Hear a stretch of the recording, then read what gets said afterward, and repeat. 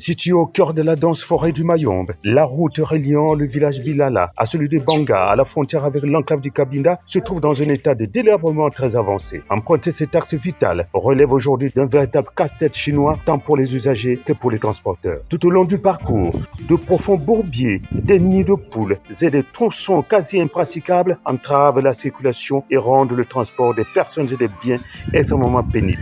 En saison de pluie, la situation se dégrade davantage, isolant parfois totalement les villages riverains et freinant les activités économiques locales.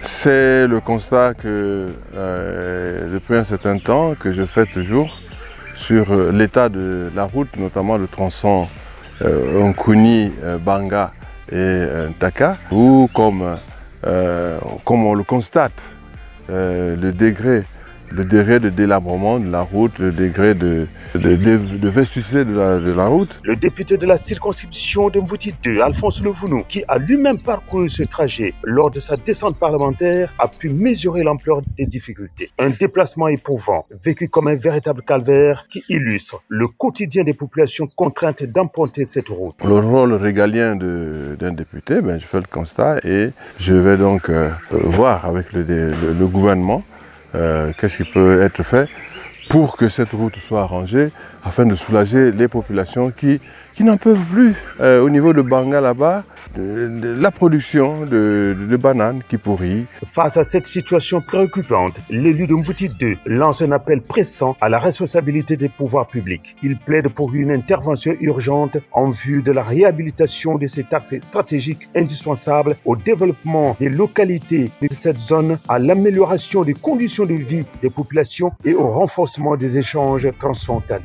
Je voulais montrer qu'il y a vraiment urgence si on veut que les populations de cet axe Banga puissent évacuer leur production pour les grands centres de consommation. Mais c'est une grande route également de communication parce que à Banga, c'est une frontière, c'est un village frontalier avec l'enclave du Cabinda. Et vous comprenez combien cette route est économiquement nécessaire.